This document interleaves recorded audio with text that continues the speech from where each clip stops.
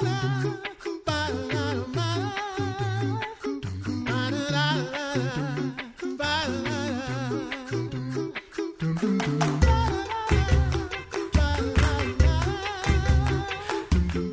listening to The Coffee Hour. I'm Andy Bates. I'm Sarah Gulseth.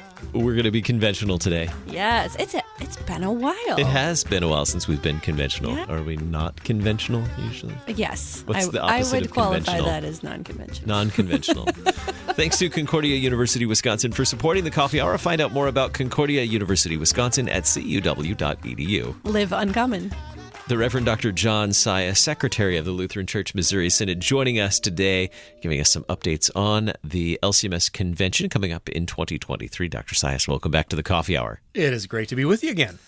So before we get into convention, what is the work of secretary? In case someone doesn't know what the LCMS secretary does, what do you even do? What does the secretary do? And do we celebrate you on secretary? It's not even Secretary's Day anymore. So yeah, I don't know. It's there's no synodical executive day, I guess. Oh, we should make that up. I could probably use the whole 12 minutes listing all the things I do in various little pieces, but I probably shouldn't. It's a many-faceted monster of a position.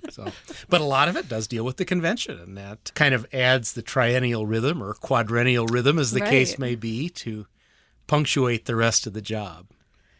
Yeah, the Synod Convention got bumped a year, didn't it? We took an unconventional hiatus here for an additional year.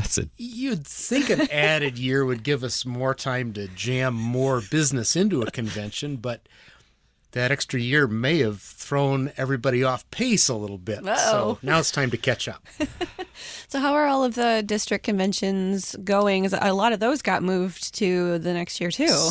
Many did. Most did. Some districts had arrangements they couldn't move or were able to meet unimpeded as planned, but most were moved to 22. We're now finishing that hectic summer before the Synod Convention summer, where the president's office and vice presidents are stacked up at district conventions and on airplanes all over the place. But we have only 2 district conventions remaining here in July. Central Illinois, which is traditionally in July and traditionally the last of the district conventions in the cycle.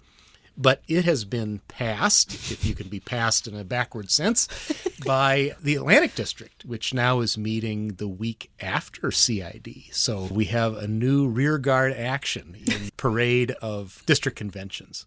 is there like an award for? There should be. Should be? An award? Yeah. And they're going to fight for last. That is so very Lutheran. No, we'll be the last one.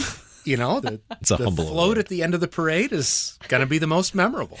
Who knew district conventions were so exciting? So what happens at district conventions that they need to happen before the synodical convention? They are required to happen in the year before, the year prior, and they do a lot of district-related things, of course, electing their district officers. The 2 pieces that relate most to the Synod Convention are the adoption of overtures or requests from the districts for the Synod to take some action. And so those percolate their way up. The other thing that happens is the Committee for Convention nominations is selected by roughly half the districts each triennium. And the districts elect members to that committee, which then receives nominations and determines who will be on the slate for multifaceted monster positions like the Office of the Secretary and the various other boards and commissions of the Synod for the Synod Convention. So those folks are being elected. The last one of those will be selected at the very last district convention in the Atlantic District. And those folks will join us in January to go over nominations that we presently hope will be pouring in. A lot of exciting things happening then. A lot of moving parts Many happening moving right pieces. now. Yeah. So do you get any of these overtures now, or is there a later date when all those start coming in? The President's office receives them. They generally trickle in until they become a flood. We have not received very many yet this time, although it's not really the time when the flood usually starts. So we'll expect those to pick up once the district conventions are done in August-ish. And of course, circuits and congregations and pastors and other professional church workers conferences can also submit those overtures. And so they're not simply limited to the district conventions, but that can be an ongoing process. This is a bit in the weeds for this conversation, but what is that life cycle of an overture once it happens? How does it actually end up at the Synodical Convention? Yeah, so Communications did this kind of cool, it was a Schoolhouse Rock kind of themed, how an overture becomes a resolution sort of thing. Great poster. Is there a song too? Because they did I'm an not overture work up a instead song, of I'm a bill. We should work on that tonight, I think, after a couple of beverages. But no, that's a great question. So the overture is brought forward by one of the authorized overture submitting entities that I mentioned. It's submitted, it's assigned by the president to a floor committee according to its topic. And that floor committee meets at floor committee weekend and reviews all the overtures and reports that relate to its area of work and tries to cook those down into a set of resolutions that are worthy of convention considerations, to clean up all the maybe inaccuracies or inconsistencies, to gather together a whole stream of different ideas of how to deal with a problem into one coherent approach that hopefully will work. And those are cooked into resolutions that appear in today's business. The first edition of that is published in advance of the convention then. And both the workbook full of overtures and today's business are sent out to the Synod for comment so that everyone can get involved in reviewing what's coming in and what's going out, and then what comes into the convention for for debate, potentially for further amendment, and then one might hope for adoption of new approaches. You mentioned floor committee weekend. Yes. That just sounds like a fun live event. Like maybe we should do a play-by-play. Yes, live tweet. There you go. Live broadcast from now. Yeah, we did add a big scoreboard last year, so we're kind of getting there. This is exciting stuff. I did see that. You added some technology to floor committee weekend. We did. So the floor committee chairman can track where the editors are with all of their precious resolutions. So yeah, they come in and take over the whole building really for the weekend here at the International Center to get a lot of work done. I mean, there's a lot that happens in that weekend. It is kind of a remarkable thing to be a part of. Yeah. A lot happens.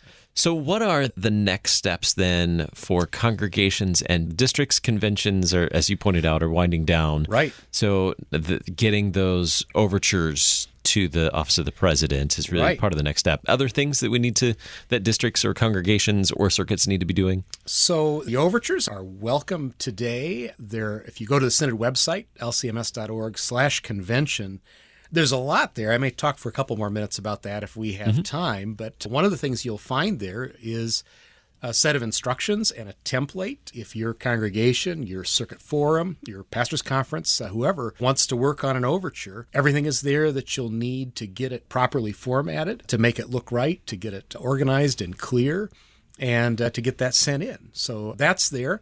Another thing that's ongoing is the nomination process for things other than president and vice presidents. That process won't start until October, and that will be done by a new electronic system this year. But right now, you can, and anybody, lay member of an LCMS congregation or rostered workers or congregation as such, anybody that has anything to do with the Synod can submit a nomination for the office of secretary or for board of directors of the Synod, boards of regents, or various other boards and commissions that have positions up for election. And information on all that is also up on the website, as well as the nomination form that anybody can fill out, fillable PDF. Easy to email it in to us, and we really need those nominations, and need them soon because we do a lot of work tracking down references and getting biographical statements from those individuals and getting everything ready for that nominations committee to meet and select, hopefully, the most qualified slates of candidates for the convention to elect. The last thing I'll mention that's ongoing is we're finishing up the process of lining up the circuits that will be represented at the convention by voting delegates. And so the circuits, in some districts, they're all fully formed, ready to go. Some districts, there's a little bit of uncertainty yet if some will have to be glommed together to reach some of the standards or receive an exception. But those circuits should be, at very least, making plans to get together and elect their pastoral and lay voting delegates and alternates to attend the 2023 convention in Milwaukee. So many things. It's so exciting to know the back end of all of this stuff that happens and that a lot of us can be a part of too, which is the really exciting part. It is. And the convention is, the congregation's opportunity to govern their synod. Yeah. and to tell all of us officers and agencies and everything what our marching orders are for the next 3 years. So, yeah, tremendously exciting thing to make a real difference in how the church moves forward. Yeah. You mentioned Milwaukee. What do we know about location, any of those details, when this is happening, too? I suppose that's important. So, yeah, we're in Milwaukee at the Wisconsin Center in Milwaukee again, which we were at in 2016. And it'll be July 29th to August 3rd, 2023. City of Milwaukee, I guess, has done a lot of work around the Wisconsin Center. There's a new food court. It's kind of nice walking around down there in downtown Milwaukee. There's a great sausage shop down the street that I ate at most of the 2016 convention. Give me a chunk of sausage and a knife, and I'm ready to eat for a few days, So the important things. Good life in the cheap seats. But yeah, so I'm looking forward to being back there. It was a nice venue. Very good. So we're heading to Milwaukee next summer, not this summer, next summer for the LCMS Convention. And you mentioned the website earlier, and maybe any other details you want us to know about. Yeah, so we've done a lot of work renovating the website for the convention. You can go to lcms.org/convention, see all the work we've done there.